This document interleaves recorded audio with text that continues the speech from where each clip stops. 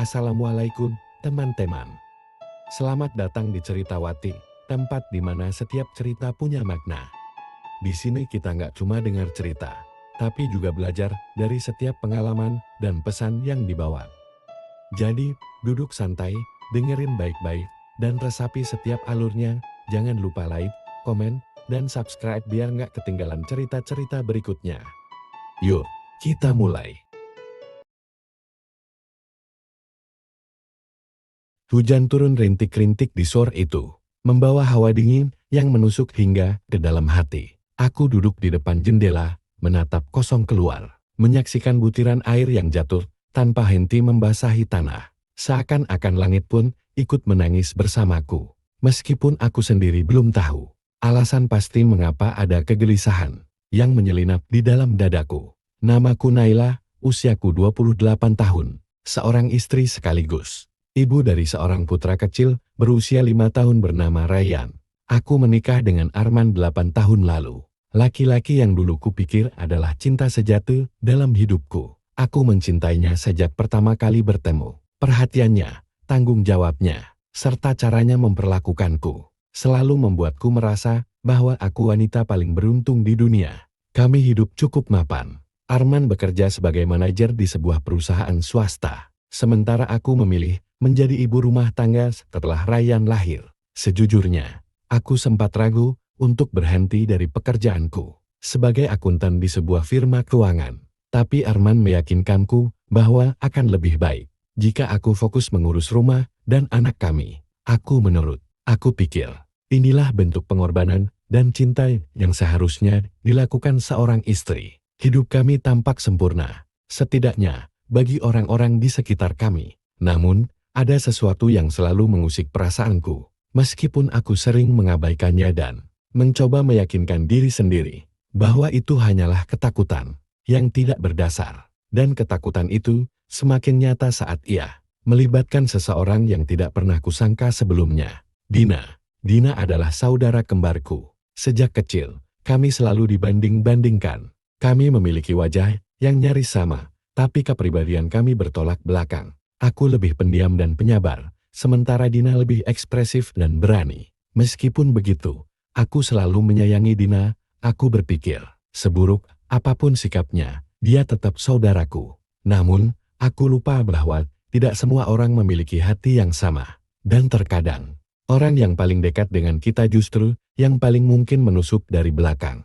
Hidupku dan Dina selalu berjalan di dua jalur yang berbeda. Meskipun kami saudara kembar, jalan yang kami pilih begitu kontras. Aku lebih memilih kehidupan yang tenang, sementara Dina selalu mengejar kesenangan dan kebebasan. Dari kecil, Dina sering merasa iri padaku.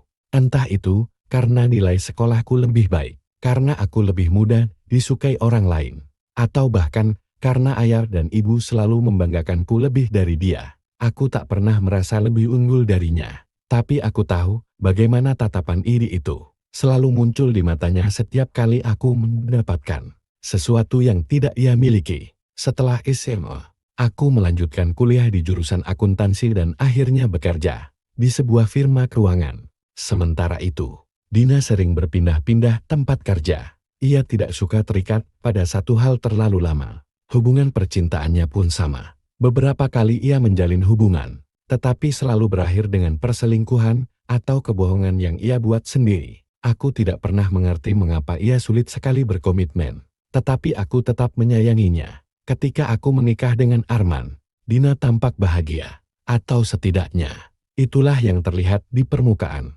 Ia bahkan menjadi orang pertama yang mengucapkan selamat dengan senyum yang sangat manis. Ia memelukku erat, lalu berbisik, "Kau beruntun, Nay, Arman laki-laki yang sempurna." Aku tidak pernah menganggap kata-katanya aneh. Aku percaya Dina memang tulus mengucapkannya, tetapi seiring berjalannya waktu, aku mulai menyadari sesuatu yang tidak biasa. Dina lebih sering berkunjung ke rumahku. Awalnya, aku senang. Kupikir, mungkin dia mulai ingin lebih dekat denganku setelah sekian lama sibuk dengan hidupnya sendiri. Ia selalu datang dengan alasan sederhana, mau bermain dengan Rayyan, atau hanya sekadar ingin mengobrol denganku. Namun, ada satu hal yang membuatku mulai merasa tidak nyaman.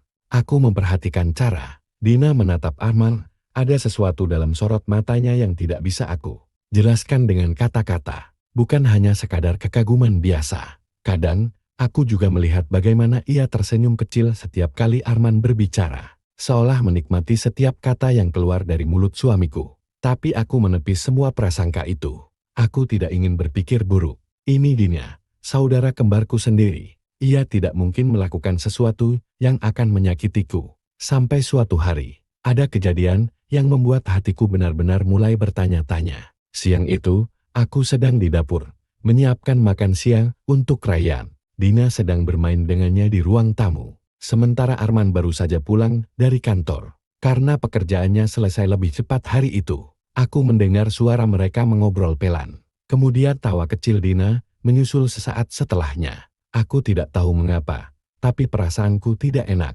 Aku berjalan ke ruang tamu dengan langkah ringan, berniat mengajak mereka makan siang bersama. Namun, saat aku hampir tiba di pintu, aku melihat sesuatu yang membuat dadaku mendadak sesak. Dina duduk di sofa, tubuhnya agak condong ke depan, dan tatapannya lurus ke arah Arman. Sementara itu, Arman berdiri di dekatnya, wajahnya tampak sedikit tegang. Dan kemudian, aku mendengar suara Dina lirih, nyaris berbisik. Kalau saja aku yang lebih dulu bertemu denganmu, apakah semuanya akan berbeda? Jantungku berdegup kencang. Aku terpaku di tempat, tak tahu harus bereaksi seperti apa. Aku berharap Arman akan menegur Dina, atau bahkan tertawa dan menganggapnya sebagai candaan yang tidak pantas. Tapi yang terjadi justru sebaliknya. Arman diam. Ia tidak mengatakan apapun, tidak menolak, tidak menegur, tidak mengubah topik. Ia hanya berdiri di sana, membiarkan kalimat itu menggantung di udara tanpa jawaban. Dan saat itulah, aku mulai merasakan ada sesuatu yang benar-benar salah. Sesuatu yang selama ini aku abaikan, karena aku tidak ingin percaya bahwa orang yang paling aku cintai bisa khianatiku. Aku menelan ludah, lalu menguatkan diri untuk masuk ke ruangan. Aku berpura-pura tidak mendengar apapun. Aku tersenyum seperti biasa, bertanya, apakah mereka sudah lapar? Dina langsung bersikap seperti tidak terjadi apa-apa, dan Arman mengangguk sambil berjalan ke meja makan. Namun, dalam hatiku, badai telah mulai bergemuruh. Aku harus mencari tahu apa yang sebenarnya sedang terjadi.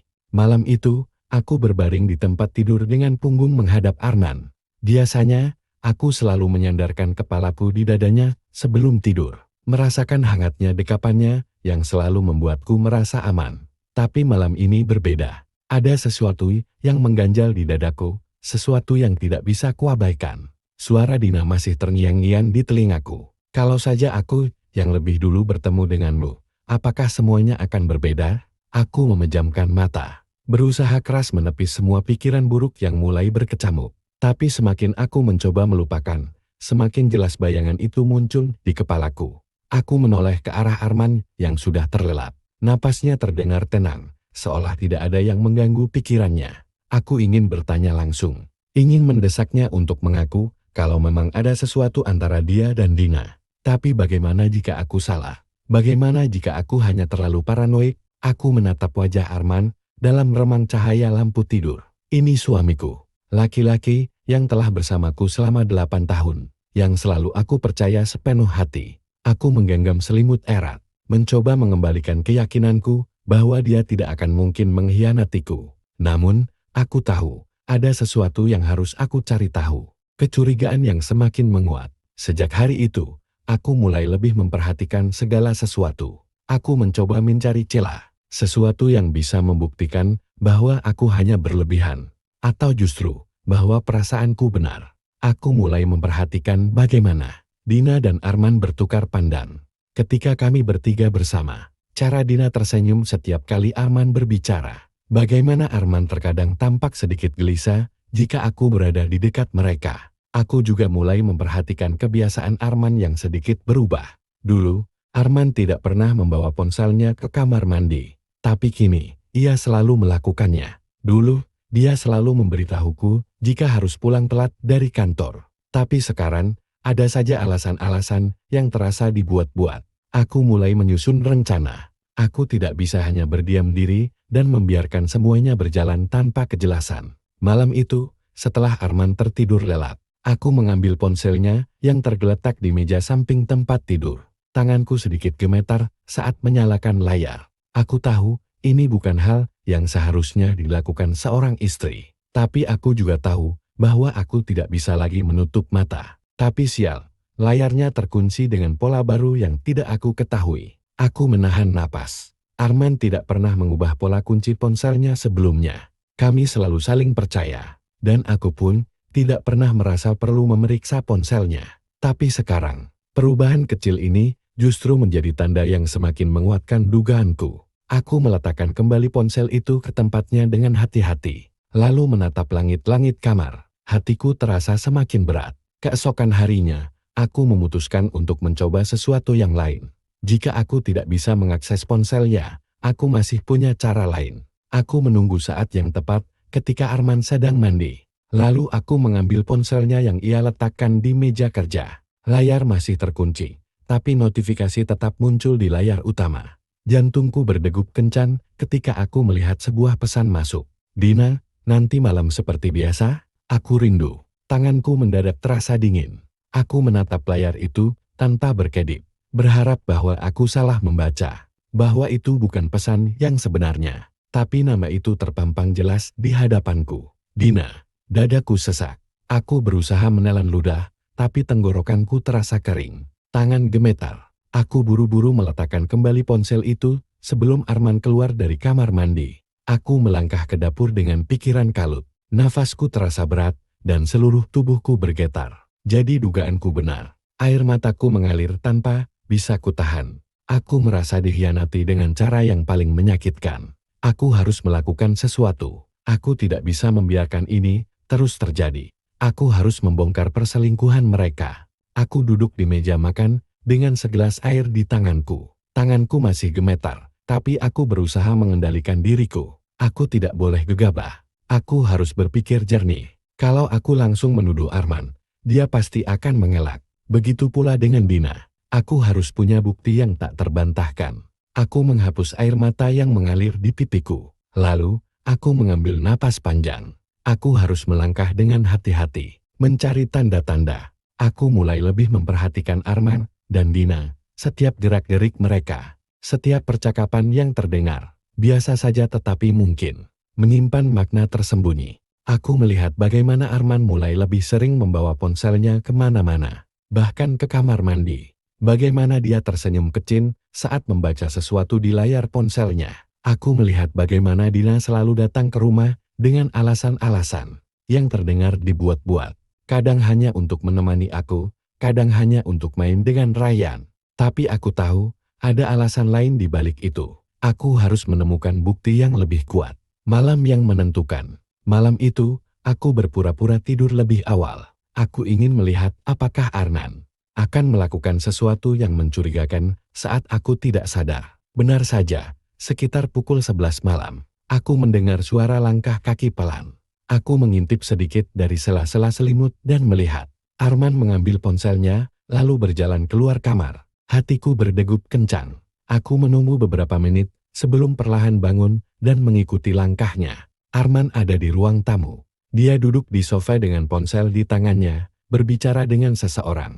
Aku menahan napas dan berdiri di balik dinding, berusaha mendengarkan percakapannya. Iya, Naila sudah tidur. Jangan khawatir, seperti biasa aku akan mencari alasan untuk pergi besok. Hatiku mencelos. Aku merasakan tubuhku melemah, tapi aku menggigit bibirku untuk menahan diri agar tidak menangis saat itu juga. Aku tidak bisa lagi menyangkal apapun. Menghadapi pengkhianatan. Keesokan harinya, aku memutuskan untuk mencari bukti lebih lanjut. Aku meminta tolong kepada seorang teman lama yang bekerja sebagai teknisi IT. Untuk membantuku mendapatkan akses ke ponsel Arman. Butuh waktu beberapa jam, tapi akhirnya aku berhasil. Dan apa yang kutemukan di sana, menghancurkan hatiku lebih dari yang bisa kubayangkan. Ada ratusan pesan antara Arman dan Dina. Pesan-pesan mesra, panggilan sayang, janji-janji pertemuan, foto-foto mereka berdua. Beberapa bahkan di tempat yang aku kenali hotel, yang sering kami kunjungi dulu saat masih pacaran. Tanganku gemetar saat membaca semua itu. Aku merasa mual. Aku ingin berteriak. Aku ingin mengamuk. Tapi aku menahan semuanya. Aku harus tetap tenang. Aku harus membongkar ini dengan cara yang tepat. Dunia seolah berhenti berputar. Tubuhku gemetar saat membaca setiap pesan di ponsel Arman. Nafasku terasa sesak. Ini lebih dari sekadar dugaan atau perasaan. Ini bukti nyata bahwa suamiku dan saudara kembarku telah mengkhianatiku. Mereka berbicara dengan begitu bebas, seolah-olah aku hanyalah sosok yang tidak penting, hanya bayangan dalam hidup mereka. Aku ingin langsung mengonfrontasi mereka. Aku ingin berteriak, ingin marah, ingin menampar wajah mereka berdua. Tapi aku tahu, jika aku melakukannya sekarang, mereka pasti akan berusaha berkelit. Dina pandai memanipulasi orang. Arman juga bukan laki-laki bodoh. Tidak, aku harus lebih cerdas dari mereka. Aku harus membuat mereka mengaku dengan cara yang tidak bisa lagi mereka sangkal. Aku menghapus jejak bahwa aku telah membuka ponsel Arman dan menaruhnya kembali ke tempat semula. Lalu, aku mengatur strategi, menjebak mereka. Aku tidak bisa bertindak gegabah. Aku butuh rencana yang matang. Aku memutuskan untuk membiarkan mereka berpikir bahwa aku masih tidak tahu apa-apa. Aku tetap bersikap seperti biasa di depan Arman, tetap tersenyum, tetap melayaninya sebagai istri yang baik. Aku bahkan berpura-pura mengundang Dina makan malam di rumah kami. Akhir pekan nanti, aku ingin mereka merasa aman. Aku ingin mereka berpikir bahwa aku tidak mencurigai apapun. Namun di balik itu, aku diam-diam menyiapkan bukti yang lebih konkret. Aku menghubungi seorang teman lama yang bekerja di sebuah jasa penyelidikan. Dengan bantuan mereka, aku memasang alat perekam suara kecil di beberapa sudut rumah di ruang tamu, di kamar tidur, bahkan di mobil Arman. Aku harus menangkap mereka dengan bukti yang tak terbantahkan. Makan malam yang berubah menjadi neraka. Malam yang kutunggu akhirnya tiba. Dina datang ke rumah dengan wajah cerah, mengenakan dress berwarna merah yang tampak begitu mencolok. Aku menahan rasa mual melihatnya. Arman juga tampak biasa saja, seperti tidak ada yang salah. Kami duduk di meja makan, berbincang ringan seolah tidak ada yang terjadi. Aku sesekali melontarkan candaan agar suasana tetap cair. Aku ingin mereka sepenuhnya merasa aman. Dan saat itulah, aku melancarkan aksiku. Aku ada sesuatu untuk kalian, kataku sambil tersenyum. Arman dan Dina saling bertatapan. Apa itu? Tanya Arman. Aku mengambil sebuah remote kecil dari saku bajuku, lalu menekan tombolnya. Sejenak, ruangan itu dipenuhi oleh suara yang begitu akrab, suara Arman dan Dina. Aku rindu kamu, Mas. Aku juga, sayang. Aku ingin segera bertemu lagi. Jangan khawatir, Naila tidak akan tahu. Dia terlalu percaya padaku. Wajah Dina langsung pucat. Arman terdiam, napasnya tertahan. Aku menatap mereka satu persatu. Jantungku berdebar kencang, tapi aku tetap berusaha terlihat tenang. Jadi, kalian mau bilang apa sekarang? Tanyaku. Suaraku dingin. Dina menunduk, wajahnya pucat. Arman berusaha membuka mulutnya, tetapi tidak ada satu kata pun yang keluar. Aku menunggu mereka berbicara, tetapi yang kudapatkan hanyalah kebisuan. Sampai akhirnya, Dina melemparkan serbet makannya ke meja dan bangkit berdiri. Aku capek berpura-pura, katanya pelan. Jantungku seperti berhenti berdetak. Jadi, dia benar-benar mengaku. Aku menatapnya dengan mata yang mulai memanas. Air mata sudah menggenang di pelupuk mataku, tetapi aku menahannya sekuat tenaga. Sejak kapan? Tanyaku, suaraku hampir bergetar. Dina terdiam sejenak sebelum akhirnya menjawab, lebih dari 1 tahun. Aku mengatupkan rahangku erat-erat, berusaha menahan gejolak emosi yang hampir meledak. 1 tahun. Berarti, selama itu aku telah hidup dalam kebohongan. Aku menoleh ke arah Arman. Kamu tidak punya apapun untuk dikatakan? Tanyaku. Arman menunduk. Aku minta maaf. Aku tertawa pahit. Maaf. Aku mengulang kata itu, seolah ingin memastikan bahwa aku tidak salah dengar. Setelah semua yang kalian lakukan, kamu pikir permintaan maaf cukup? Arman tidak menjawab. Dina hanya menunduk. Wajahnya terlihat seperti seseorang yang baru saja kehilangan segalanya. Aku bangkit berdiri. Aku sudah tidak ingin melihat wajah mereka lagi. Aku akan menggugat cerai, kataku tegas. Dan mulai sekarang, aku tidak punya saudara kembar. Dina mendongak, wajahnya penuh ketakutan. Naila, tolong. Aku mengangkat tanganku, menyuruhnya diam. Aku tidak mau mendengar satu kata pun darimu. Lalu, tanpa menoleh lagi, aku berjalan pergi. Aku tidak akan pernah lagi menjadi korban pengkhianatan mereka. Aku berjalan keluar dari ruang makan dengan kepala tegap, meski dadaku terasa sesak. Kakiku melangkah dengan gemetar. Tapi aku menolak untuk terlihat lemah di depan mereka. Aku harus kuat. Aku harus menunjukkan bahwa aku bukan wanita yang bisa diinjak-injak. Begitu aku masuk ke kamar, aku mengunci pintu dan menutup mulut dengan kedua tanganku. Tangisku akhirnya pecah. Aku mencoba mengatur napas, tetapi bayangan percakapan tadi terus berputar di kepalaku. 1 tahun. Mereka telah mengkhianatiku selama lebih dari 1 tahun. Dan selama itu, aku tidur di ranjang yang sama dengan Arman. Berbagi kehidupan, berbagi mimpi, berbagi cinta yang ternyata hanya aku sendiri yang benar-benar menjalaninya. Air mataku mengalir semakin deras. Aku mencintai Arman. Aku percaya padanya. Aku bahkan mempercayakan seluruh hidupku kepadanya. Dan Dina, dia adalah saudara kembarku. Orang yang seharusnya paling memahami rasa sakitku. Tapi dia justru orang yang menikamku dari belakang. Aku tidak akan pernah memaafkan mereka. Aku mengambil ponsel dan mulai mengetik pesan kepada seorang pengacara yang pernah direkomendasikan oleh temanku. Beberapa tahun lalu, aku tidak akan menunda ini lagi. Aku ingin mengajukan gugatan cerai. Aku butuh bantuan secepatnya. Tidak butuh waktu lama.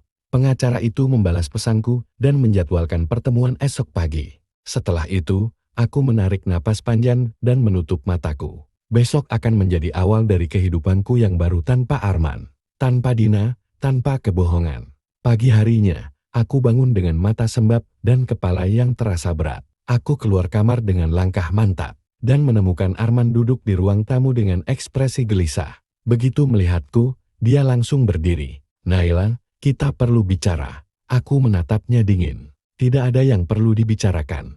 Aku akan mengajukan cerai." Arman menelan ludah. Matanya penuh dengan rasa bersalah. "Aku tahu aku salah. Aku tahu aku sudah menghancurkan semuanya. Tapi tolong, beri aku kesempatan untuk menjelaskan." Aku tertawa sinis. "Menjelaskan apa? Bahwa kamu tidur dengan saudara kembarku selama 1 tahun. Bahwa kamu menghancurkan pernikahan kita dengan tanganmu sendiri." Arman terdiam. "Aku mencintaimu, Naila," katanya lirih. "Aku menyesal." Aku menggeleng. "Kalau kau mencintaiku, kau tidak akan melakukan ini." Aku berbalik dan berjalan menuju pintu. "Kamu mau kemana?" tanyanya panik. Aku menemui pengacara. Arman mencoba meraih tanganku, tetapi aku menepisnya dengan kasar. "Jangan sentuh aku," kataku tajam. Aku menatapnya dalam minus dalam, berusaha mengukir wajah penuh kebohongan itu. Untuk terakhir kalinya dalam ingatanku. Lalu, tanpa menoleh lagi, aku melangkah keluar dari rumah yang selama ini kusebut sebagai rumah tangga bahagia. Tapi sekarang, itu hanyalah bangunan kosong yang penuh dengan luka. Seminggu setelah pengajuan cerai, aku mulai merasakan sedikit ketenangan. Aku pindah sementara ke apartemen kecil di pusat kota. Tidak mewah, tapi cukup nyaman untuk memulai hidup baru. Arman sempat beberapa kali menghubungiku, tetapi aku tidak pernah membalasnya. Aku juga memblokir nomor Dina. Aku tidak ingin lagi mendengar suara mereka. Hanya Ryan yang membuatku tetap kuat. Anak kecil itu adalah satu-satunya hal baik yang lahir dari pernikahanku dengan Arman. Aku berjanji, bagaimanapun sakitnya aku tidak akan pernah membuat Ryan kehilangan kebahagiaannya. Saat ini, aku mungkin masih terluka. Aku mungkin masih menangis di malam hari. Tapi aku tahu, suatu hari nanti, aku akan sembuh. Aku akan hidup lebih baik tanpa mereka. Dan aku akan membuktikan bahwa seorang wanita bisa bangkit dari pengkhianatan yang paling menyakitkan sekalipun. Aku mengira bahwa setelah meninggalkan rumah, setelah mengajukan cerai, setelah memblokir semua akses Arman dan Dina, aku akan bisa mulai menyembuhkan luka ini. Tapi aku salah. Mereka masih terus menghantuiku. Bukan hanya lewat kenangan, tapi juga lewat tindakan mereka yang tidak pernah kuduga sebelumnya. Arman tidak mau menerima perceraian. Seminggu setelah pengajuan cerai, aku menerima kabar dari pengacaraku. "Naila, Arman mengajukan keberatan terhadap perceraian ini." Aku mengerutkan kening. Apa maksudnya? Dia tidak ingin bercerai. Dia menolak menandatangani dokumen perceraian dan berencana membawa ini ke pengadilan. Aku mengepalkan tangan. Aku tahu Arman adalah pria yang keras kepala. Tapi aku tidak menyangka dia akan sejauh ini. Aku segera menghubunginya. Saat dia mengangkat telepon, suaranya terdengar pelan dan penuh beban. "Naila, apa maumu?" Suaraku dingin. "Aku tidak mau kita bercerai," katanya. "Aku tahu aku salah. Aku tahu aku menyakitimu. Tapi aku ingin memperbaikinya. Aku ingin memperjuangkan keluarga kita." Aku tertawa sinis. "Keluarga? Kamu sudah menghancurkannya dengan tanganmu sendiri." "Aku menyesal, Naila. Aku bersedia melakukan apa saja. Aku akan memutuskan hubungan dengan Dina. Aku akan berlutut di kakimu jika perlu. Aku hanya tidak ingin kehilangan kamu dan Ryan." Hatiku bergetar. Bukan karena kata-katanya, tapi karena betapa egoisnya dia. "Kamu sudah kehilangan aku sejak kamu memilih selingkuh dengan saudara kembarku." Aku memutuskan sambungan telepon. Tapi aku tahu ini belum selesai. Arman adalah tipe pria yang tidak mudah menyerah. Jika dia benar-benar ingin memperjuangkan pernikahan ini, aku harus bersiap menghadapi lebih banyak masalah. Dan aku tidak salah. 2 minggu setelah perselingkuhan mereka terbongkar, aku menerima pesan dari ibuku. Dina menghilang. Aku menatap layar ponsel dengan dahi berkerut. "Apa maksudnya menghilang?" tanyaku. "Dia pergi tanpa memberitahu siapapun. Handphonenya mati. Tidak ada yang tahu dia di mana." "Aku khawatir, Naila." Aku menggigit bibir.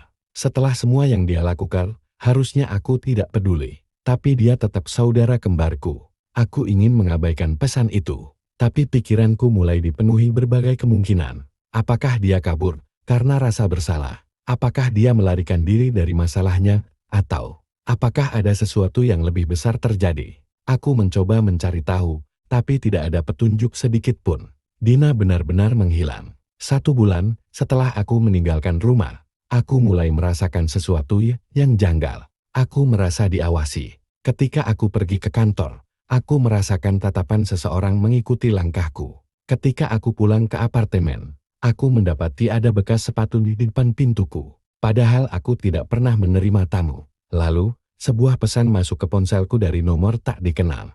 "Berhenti mencari Dina. Ini bukan urusanmu." Jantungku berdegup kencang. Siapa yang mengirim pesan ini? Apa yang terjadi dengan Dina? Aku mencoba mengabaikannya, berpikir mungkin ini hanya lelucon. Tapi malam itu, saat aku sedang menidurkan Ryan, aku mendengar suara aneh di depan apartemenku. Suara langkah kaki. Aku berjalan perlahan ke arah pintu dan mengintip melalui lubang intip. Seseorang berdiri di luar sana. Tapi sebelum aku sempat melihat wajahnya dengan jelas, dia pergi begitu saja. Darahku berdesir. Apa yang sedang terjadi? Dan apakah ini ada hubungannya dengan Dina? Aku tidak tahu, tapi satu hal yang pasti, aku tidak bisa lagi menganggap ini hanya sekadar masalah perselingkuhan. Ada sesuatu yang lebih besar di balik ini, dan aku harus mencari tahu sebelum semuanya semakin terlambat. Aku berdiri kaku di depan pintu apartemenku. Napasku memburu. Orang itu, siapapun dia, jelas sedang mengawasiku. Aku mencoba berpikir jernih. Ini bukan kebetulan. Seseorang sengaja meninggalkan jejak, memastikan aku tahu bahwa aku sedang diawasi. Aku mengintip melalui jendela. Di luar, lampu jalan menyinari trotoar yang sepi. Tidak ada siapapun. Tapi perasaan tidak nyaman ini tak kunjung hilang. Aku menatap Ryan yang sudah terlelap di tempat tidurnya. Aku harus tetap tenang demi dia. Aku tidak boleh panik. Tapi aku tahu, sesuatu yang buruk sedang terjadi. Dan semua ini pasti ada hubungannya dengan Dina. Sebuah petunjuk yang mengejutkan. Keesokan harinya, aku memutuskan untuk menemui ibuku. Dia pasti sangat terpukul dengan kepergian Dina. Saat aku tiba di rumah, ibu sedang duduk di sofa dengan wajah cemas. Matanya sembab, menunjukkan betapa banyak air mata yang telah ia tumpahkan. "Aku sudah mencoba menghubungi semua teman Dina," katanya pelan. "Tidak ada yang tahu dia di mana." Aku menggenggam tangannya. "Kita pasti bisa menemukannya, Bu. Aku akan mencari tahu lebih lanjut." Saat itulah, ibu tiba-tiba teringat sesuatu. "Dina sempat datang ke rumah sebelum dia menghilang," kata ibu. "Dia terlihat ketakutan, seperti sedang dikejar sesuatu." Aku mengernyit. "Dikejar sesuatu?" Ibu mengangguk. Dia tidak mau menjelaskan. Dia hanya bilang, dia menyesal. Dia bilang dia ingin memperbaiki semuanya, tapi sudah terlambat. Aku merasakan bulu kudukku meremang. "Apa maksudnya sudah terlambat?" tanyaku. Ibu menggeleng. "Aku tidak tahu." Dia tidak sempat menjelaskan. Tapi sebelum dia pergi, Dia meninggalkan sesuatu untukmu. Aku menahan napas. Apa itu? Ibu berdiri dan mengambil sebuah amplop dari laci meja. Ia menyerahkannya kepadaku dengan tangan gemetar. Dia bilang, ini hanya boleh kamu buka kalau terjadi sesuatu padanya. Hatiku mencelos. Dengan tangan gemetar, aku merobek amplop itu dan mengeluarkan isinya. Di dalamnya ada sebuah surat dan sebuah flash drive. Aku tidak bisa menunggu lebih lama. Begitu aku kembali ke apartemen, aku langsung menyalakan laptop dan memasukkan flash drive itu. Hanya ada satu folder di dalamnya. Aku mengkliknya, dan beberapa rekaman video muncul di layar. Aku membuka salah satu video dan membesarkan volume.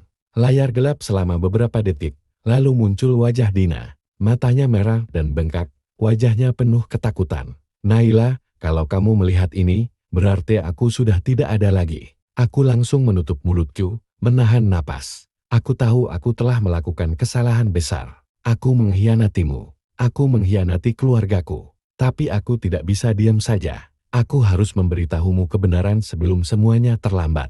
Tanganku mulai berkeringat. Perselingkuhan dengan Arman. Itu bukan satu-satunya kesalahanku. Ada sesuatu yang lebih buruk. Sesuatu yang bahkan aku sendiri takut untuk mengatakannya. Aku membeku di tempatku. Arman dia bukan seperti yang kita kira. Dina menoleh ke belakang, seperti memastikan tidak ada orang yang mengawasinya. Dia terlibat dengan orang-orang berbahaya. Dan sekarang, mereka mengincarku. Aku harus pergi.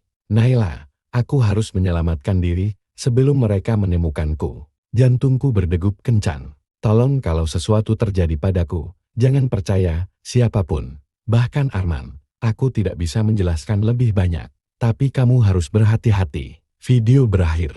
Aku menutup laptop dengan napas terengah-engah. Apa yang sudah dilakukan Arman? Dan siapa yang mengejar Dina? Aku tidak bisa tidur malam itu. Kata-kata Dina terus berputar di kepalaku. Aku tahu perselingkuhan Arman adalah sebuah pengkhianatan. Tapi aku tidak pernah membayangkan dia bisa terlibat dalam sesuatu yang jauh lebih berbahaya. Aku harus mencari tahu kebenarannya. Tapi sebelum aku bisa berpikir lebih jauh, aku mendengar suara di luar jendela apartemenku. Seketika, rasa takut menjalar ke seluruh tubuhku. Aku mengintip dari balik tirai. Di bawah sana, seseorang berdiri diam di tengah bayangan. Sosoknya samar dalam gelap, tapi aku tahu, dia sedang memperhatikanku. Aku meraih ponsel dengan tangan gemetar dan menghubungi pengamanan apartemen. Tapi begitu aku kembali melihat keluar, sosok itu sudah menghilang. Aku tersandar di dinding, dadaku naik turun. Aku tidak pernah merasa setakut ini seumur hidupku. Dina telah menghilang, dan sekarang aku merasa bahwa aku adalah target berikutnya. Sejak malam itu, aku merasa tidak aman. Aku terus merasa ada seseorang yang mengawasiku. Setiap kali aku berjalan di trotoar, naik lift, atau bahkan duduk di kaf, aku merasa ada sepasang mata yang mengintai dari kejauhan. Tapi aku tidak punya bukti. Aku hanya punya satu hal, rekaman video dari Dina. Dan rekaman itu menimbulkan lebih banyak pertanyaan daripada jawaban. Siapa orang-orang berbahaya yang ia maksud? Apa yang telah Arman lakukan hingga mereka mengejar Dina? Dan yang lebih penting, apakah aku sekarang menjadi target mereka juga? Aku harus bertindak sebelum terlambat. Aku harus mencari tahu kebenarannya. Malam itu, setelah memastikan Ryan tertidur, aku mulai mencari informasi tentang Arman. Aku membuka laptop dan mengetik namanya di mesin pencari. Awalnya, tidak ada yang aneh. Berita tentang perusahaannya, beberapa wawancara bisnis, dan foto-foto acara perusahaan. Tapi kemudian aku menemukan sesuatu yang mencurigakan. Sebuah artikel lama dari 5 tahun lalu. Skandal bisnis PT Anugerah Prima, dugaan pencucian uang dan koneksi dengan jaringan ilegal. Aku merasakan bulu kuduku berdiri. Aku membaca lebih lanjut. Artikel itu menuliskan tentang dugaan keterlibatan beberapa eksekutif perusahaan dalam pencucian uang dan kerjasama dengan kelompok tertentu yang tidak disebutkan namanya. Dan salah satu nama yang disebut dalam artikel itu adalah Arman. Tanganku langsung berkeringat. Arman tidak pernah bercerita tentang ini. Dia selalu mengatakan bahwa perusahaannya bersih, bahwa dia bekerja keras untuk mencapai kesuksesannya. Tapi jika ini benar, apakah mungkin semua ini berhubungan? Aku segera menyimpan artikel itu dan mulai mencari lebih dalam.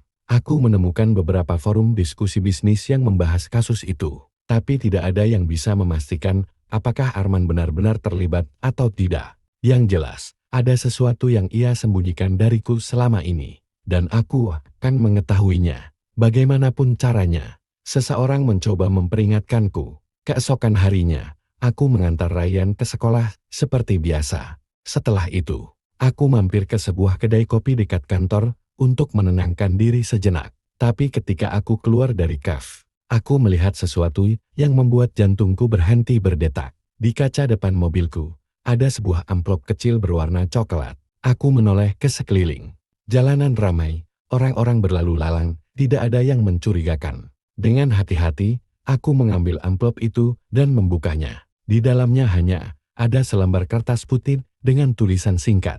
Jangan cari Dina, jangan ikut campur. Sebelum semuanya terlambat, aku merasakan tubuhku gemetar. Ini bukan kebetulan. Seseorang benar-benar tidak ingin aku mencari tahu tentang Dina. Dan itu berarti, aku semakin dekat dengan sesuatu yang berbahaya. Tapi aku tidak bisa mundur sekarang. Aku harus mencari Dina. Sebelum orang-orang itu menemukannya terlebih dahulu. Aku memutuskan untuk menemui satu-satunya orang yang mungkin tahu sesuatu. Sahabat Dina, Rina. Aku tahu bahwa mereka sudah berteman sejak kuliah. Dan jika ada seseorang yang bisa memberitahu di mana Dina berada, itu adalah dia. Aku menghubunginya dan memintanya untuk bertemu. Awalnya dia ragu, tapi setelah aku menjelaskan bahwa ini soal keamanan Dina, dia akhirnya setuju. Kami bertemu di sebuah restoran kecil yang sepi. Rina tampak gelisah saat aku duduk di depannya. Naila, aku tidak tahu apakah aku seharusnya mengatakan ini.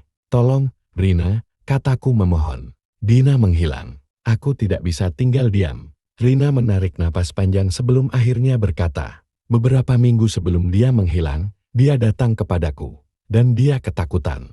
Aku merasakan detak jantungku semakin cepat. Apa yang dia katakan? Dia bilang dia telah melakukan kesalahan besar. Rina berbisik. Tapi bukan hanya tentang Arman. Dia bilang dia telah masuk ke dalam sesuatu yang sangat berbahaya. Dan dia tidak tahu bagaimana cara keluar. Aku menelan ludah. Apa itu ada hubungannya dengan Arman?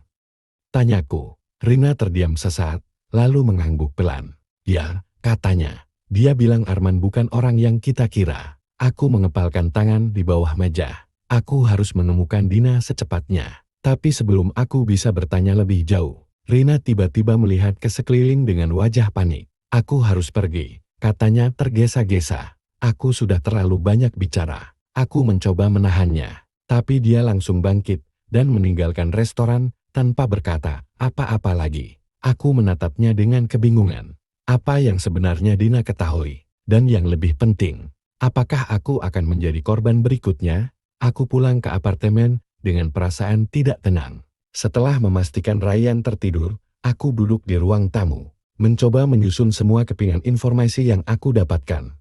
Arman terlibat dengan orang-orang berbahaya. Dina tahu sesuatu, dan sekarang dia menghilang. Dan sekarang, seseorang mencoba memperingatkanku agar aku berhenti mencari tahu. Aku tahu aku tidak bisa sendirian menghadapi ini. Aku harus mencari bantuan. Tapi sebelum aku bisa berpikir lebih jauh, lampu apartemen tiba-tiba padam. Aku terdiam. Seluruh ruangan menjadi gelap. Aku meraih ponselku dan menyalakan senter. Jantungku berdebar kencang. Dan saat itulah, aku mendengar suara di luar jendela. Ketukan pelan. Aku menelan ludah, berjalan perlahan menuju jendela. Saat aku mengintip keluar, seseorang berdiri di sana, mengenakan jaket hitam dengan wajah tertutup masker. Dia tidak bergerak, tidak bicara, hanya berdiri di sana, menatap langsung ke arahku. Aku merasa seluruh tubuhku membeku. Lalu, dalam sekejap, orang itu berbalik dan menghilang ke dalam gelapnya malam. Aku langsung meraih ponsel dan menghubungi keamanan apartemen. Tapi saat mereka tiba dan memeriksa sekitar, tidak ada siapa-siapa, tidak ada jejak, tidak ada tanda-tanda seseorang pernah berdiri di luar jendelaku. Aku menelan ludah. Ini bukan sekadar peringatan lagi. Ini adalah ancaman. Dan aku tahu, aku harus bersiap menghadapi sesuatu yang jauh lebih berbahaya dari yang pernah kubayangkan. Aku tidak bisa lagi hanya bersembunyi dalam ketakutan. Seseorang sedang mengawasiku. Seseorang tidak ingin aku menemukan Dina. Dan yang lebih buruk, Arman mungkin ada di balik semua ini. Aku harus mencari tahu kebenaran. Aku harus menghadapi ini. Aku tidak akan menjadi korban. Aku akan melawan. Malam itu, aku menghubungi satu-satunya orang yang bisa membantuku, Rian, sepupuku yang bekerja sebagai jurnalis investigasi. Aku tahu dia sering menangani kasus-kasus besar, termasuk skandal bisnis dan kejahatan korporasi. Jika ada orang yang bisa membantuku menggali lebih dalam tentang Arman dan hubungannya dengan kelompok berbahaya, itu adalah dia. Kami bertemu di sebuah kafe kecil yang sepi. Rian menatapku dengan serius saat aku menceritakan semuanya perselingkuhan Arman, hilangnya Dina, rekaman video yang kuterima, serta orang-orang misterius yang mengawasiku. Saat aku selesai bicara, dia menarik napas panjang. Naila, ini bukan sekadar perselingkuhan biasa, katanya. Ini lebih besar dari yang kamu kira. Jika Arman benar-benar terlibat dengan kelompok berbahaya, maka kita harus berhati-hati. Aku mengepalkan tangan. Aku tidak peduli seberapa besar risikonya. Aku harus menemukan Dina. Aku harus tahu siapa sebenarnya Arman. Rian mengangguk pelan. Baik, aku akan membantumu. Tapi kita butuh bukti lebih banyak. Aku menelan ludah. Bagaimana caranya? Dia tersenyum tipis. Aku punya seseorang di kepolisian yang bisa membantu. Tapi sebelum itu, kita harus tahu lebih banyak tentang bisnis Arman. Kita harus masuk ke kantornya. Jantungku berdegup kencang. Menyusup ke kantor Arman. Aku tahu ini gila, tapi aku tidak punya pilihan lain. 2 malam kemudian, aku dan Rian berada di dekat gedung perusahaan Arman. Kami sudah menyusun rencana dengan matang. Aku tahu Arman selalu meninggalkan kantornya sebelum pukul 8 malam. Dan berdasarkan informasi dari Rian, ada seorang pegawai lama di bagian administrasi yang berutang budi padanya. Kami bisa meminta bantuannya untuk masuk ke dalam. Tepat pukul 8.15 menit malam, aku dan Rian masuk melalui pintu belakang dengan bantuan pegawai tersebut. Aku merasakan jantungku berdegup kencang saat kami berjalan melewati lorong menuju ruangan kerja Arman. Apa yang kita cari? Bisikku. Rian mengetik sesuatu di ponselnya, lalu berbisik, dokumen transaksi, rekening tersembunyi, apapun yang bisa membuktikan keterlibatan Arman dengan kelompok ilegal. Kami tiba di ruangan Arman. Aku merogoh saku dan mengeluarkan kunci. Cadangan yang diam-diam pernah kutiru dulu. Dengan tangan gemetar, aku membuka pintu. Klik. Kami masuk ke dalam dengan cepat dan menutup pintu. Aku mengarahkan senter ponsel ke meja kerja Arman. Rian segera menghidupkan laptop yang ada di meja. Komputer ini pasti menyimpan sesuatu, bisiknya. Aku mengawasi pintu sementara Rian mencoba masuk ke sistemnya. Beberapa menit berlalu. Aku bisa merasakan keringat dingin mengalir di pelipisku. Siap-siap, Rian berbisik. Aku segera mendekat. Di layar, ada beberapa dokumen yang terlihat mencurigakan transfer dana dalam jumlah besar ke rekening luar negeri. Nama-nama yang tidak kukenal. Dan kod transaksi yang aneh. Tapi yang paling mengejutkan, ada nama Dina di dalam salah satu dokumen. Aku menutup mulutku. Dina bukan hanya berselingkuh dengan Arman. Dia terlibat dalam bisnis gelapnya. Misteri Dina yang sesungguhnya. Kami segera menyalin semua dokumen itu ke flash drive. Aku mencoba mengatur napas, tapi pikiranku berputar. Dina, apa yang sebenarnya dia lakukan? Apakah dia hanya korban? Atau apakah dia ikut terlibat secara sadar? Dan mengapa dia menghilang? Saat kami selesai, Rian menutup laptop dan memberi isyarat untuk pergi. Tapi begitu kami membuka pintu, kami melihat 2 orang pria berdiri di ujung lorong. Mereka berpakaian hitam dan berbicara pelan di telepon. Jantungku berhenti sejenak. Rian menarik tanganku dan membisikkan, "Tetap tenang. Kita berjalan biasa. Jangan panik." Aku mengangguk pelan. Kami melangkah keluar dengan hati-hati. Pria-pria itu menatap kami, tapi tidak bergerak. Saat kami berjalan melewati mereka, salah satu pria itu berbicara ke teleponnya. Suaranya terdengar dingin. "Mereka ada di sini. Apa yang harus kita lakukan?" Aku langsung merasakan napasku tercekat. Kami tidak bisa berlari. Itu hanya akan membuat kami terlihat lebih mencurigakan. Jadi, dengan tenang, kami terus berjalan. Sampai akhirnya, kami keluar dari gedung dan masuk ke dalam mobil. Begitu pintu tertutup, Rian menyalakan mesin dan segera melaju. Aku mencoba mengatur napasku, tapi tangan dan kakiku gemetar hebat. "Kita ketahuan," bisikku. Rian mengencangkan genggaman di setir. Ya, dan itu berarti kita tidak punya banyak waktu lagi. Aku memejamkan mata. Aku baru saja membuka pintu yang seharusnya tidak kubuka. Sekarang, aku tidak hanya mencari Dina. Aku juga harus menyelamatkan diriku sendiri. Mobil melaju dengan kecepatan sedang, tapi aku bisa merasakan ketegangan di udara. Aku terus melihat ke belakang, memastikan tidak ada yang mengikuti kami. Namun, perasaan itu tidak bisa hilang. Apa menurutmu mereka akan mengejar kita? Tanyaku dengan suara gemetar. Rian menggenggam setir erat. Mereka mungkin sudah tahu kita masuk ke dalam. Tapi yang lebih penting, kita punya sesuatu yang mereka tidak ingin kita ketahui. Aku menggenggam flash drive yang berisi bukti transaksi mencurigakan. Arman ini adalah kunci untuk memahami apa yang sebenarnya terjadi. Tapi aku juga tahu, ini bisa menjadi alasan mereka untuk membungkamku selamanya. Aku harus mencari Dina, bisikku. Rian melirikku sekilas. Kita harus berhati-hati. Sekarang kita berurusan dengan orang-orang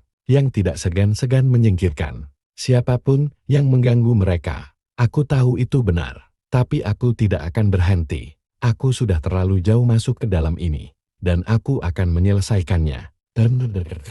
Dina meninggalkan jejak. Keesokan paginya, aku terbangun dengan perasaan tidak nyaman. Seolah-olah ada sesuatu yang akan terjadi. Aku mengecek ponselku. Tidak ada pesan dari Arman. Sejak semalam, dia tidak pulang. Apakah dia tahu aku masuk ke kantornya? Aku menarik napas panjang, lalu membuka laptop. Aku dan Rian sempat menyalin beberapa data transaksi mencurigakan. Dari komputer Arman, aku mulai melihat kembali file-file itu, mencoba memahami pola yang ada. Dan saat aku membuka salah satu dokumen, aku melihat sesuatu yang mengejutkan. Sebuah alamat, dan nama Dina tertulis di bawahnya. Hatiku berdegup kencang. Aku segera menghubungi Rian. Aku menemukan sesuatu. Ada alamat di salah satu dokumen Arman, dan aku yakin itu ada hubungannya dengan Dina. Rian terdiam sejenak sebelum berkata, kita harus ke sana sekarang. Aku menggenggam ponsel erat. Jika ini benar, mungkin Dina masih hidup. Mungkin aku masih bisa menyelamatkannya. Kami tiba di sebuah rumah tua yang terletak di pinggiran kota. Rumah itu tampak kosong, dengan jendela yang sebagian tertutup tirai usang. Aku menelan ludah. Apa ini tempat persembunyian Dina? Bisikku. Rian menatap sekeliling dengan waspada. Atau mungkin, tempat terakhir dia terlihat. Kami mendekati pintu perlahan. Aku mengetuk 3 kali. Tidak ada jawaban. Rian memberi isyarat agar aku tetap di belakangnya. Lalu, dia mencoba membuka pintu. Terkunci. Aku melihat sekeliling, lalu menemukan sebuah jendela yang sedikit terbuka. Dengan hati-hati, aku menyelinap masuk ke dalam. Ruangan itu berantakan. Kertas-kertas berserakan di lantai. Dan ada secangkir kopi yang sudah basi di atas meja. Seseorang pernah ada di sini. Aku berjalan ke tengah ruangan. Jantungku berdegup kencang. Lalu aku melihatnya. Di atas meja, ada sebuah buku catatan lusuh. Aku membukanya perlahan. Dan di dalamnya, aku menemukan tulisan tangan yang sangat familiar. Dina. Rahasia Dina yang tersembunyi. Dengan tangan gemetar, aku membaca isi catatan itu. Aku sudah membuat kesalahan besar. Aku pikir aku bisa keluar dari ini, tapi mereka tidak akan membiarkanku pergi. Arman bukan orang yang kita kira. Dia lebih berbahaya dari yang kita bayangkan. Aku tidak bisa mempercayai siapapun lagi. Jika seseorang menemukan ini, tolong, jangan cari aku. Aku menutup buku itu. Napasku memburu. Dina dia masih hidup, tapi dia bersembunyi. Karena sesuatu yang sangat mengerikan. Aku berbalik menatap Rian. Dia masih di luar sana. Rian mengangguk pelan. Tapi pertanyaannya, siapa yang dia takutkan, Arman, atau seseorang yang lebih besar dari itu? Sebelum aku bisa menjawab, kami mendengar suara dari luar rumah. Langkah kaki. Seseorang ada di sini. Aku menahan napas. Lalu, tanpa peringatan, pintu rumah terbuka dengan paksa. Aku menatap ke arah pintu, dan jantungku berhenti berdetak. Di sana, berdiri 2 pria dengan pakaian hitam. Dan di belakang mereka, Arman. Dengan tatapan dingin yang belum pernah kulihat sebelumnya. Sudah kubilang, katanya dengan suara rendah. Jangan ikut campur, Naila. Aku merasakan tubuhku membeku. Aku tidak bisa kabur. Aku tidak bisa bersembunyi. Aku terperangkap. Dan aku tahu, ini belum selesai. Ini baru saja dimulai. Jantungku berdegup kencang. Aku menatap Arman yang berdiri di ambang pintu bersama dua pria berbaju hitam. Mata kami bertemu. Untuk pertama kalinya, aku melihat wajah aslinya Dingil, tanpa emosi, tanpa sedikit pun kelembutan yang pernah kutemukan dulu. Aku ingin bertanya, ingin berteriak, tapi tubuhku terasa kaku. Rian berdiri di sampingku, tangannya terkepal. Aku bisa merasakan ketegangannya. Arman melangkah masuk perlahan. Suaranya terdengar tenang, namun mengancam. Kamu tidak seharusnya berada di sini, Naila. Aku menggigit bibirku, mencoba mengatur napas. Aku hanya ingin tahu kebenarannya. Arman, aku ingin tahu di mana Dina. Wajahnya tetap datar. Dina sudah pergi. Dia memilih jalannya sendiri. Aku menggeleng, memegang erat buku catatan yang kutemukan tadi. Bohong, dia meninggalkan pesan di sini. Dia takut. Dia bersembunyi dari seseorang. Tutup mulutmu. Nada suaranya berubah tajam, membuatku mundur selangkah. Aku tahu saat itu juga, Arman bukan hanya berselingkuh dengan Dina. Dia menyembunyikan sesuatu yang jauh lebih besar. Rian menatap Arman tajam. Apa yang kamu lakukan padanya? Arman tersenyum tipis. Kalian pikir aku yang menjebak Dina? Tidak, dia yang mengkhianatiku duluan. Aku menahan napas. Apa maksudmu? Dia melangkah lebih dekat, lalu menatapku dengan sorot mata tajam. Dina bermain dengan orang-orang yang salah. Aku sudah memperingatkannya untuk berhenti, tapi dia tidak mendengarkan. Aku mencengkeram buku catatan Dina erat-erat. Arman berbohong. Aku tahu dia terlibat dalam sesuatu yang lebih besar. Dan sekarang, aku harus mencari jalan keluar dari sini. Aku melirik ke arah Rian. Dia juga pasti berpikir hal yang sama. Kami harus kabur. Tapi bagaimana? Dua pria berbaju hitam berdiri di pintu masuk, menghalangi jalan keluar. Aku harus membuat distraksi. Aku melihat ke meja di sampingku ada cangkir kaca dan lampu meja kecil. Tanpa pikir panjang, aku meraih lampu itu dan melemparkannya ke lantai. Brak, lampu pecah, dan saat itu juga, aku menarik tangan Rian dan berlari ke arah jendela. Para pria itu bereaksi cepat, mencoba menangkapku. Tapi aku lebih dulu melompati meja dan menendang kursi ke arah mereka. Ayo Rian, teriakku. Rian melompat keluar jendela, lalu menarikku keluar. Kami mendarat di tanah dengan kasar. Tanpa menunggu, kami segera berlari ke mobil.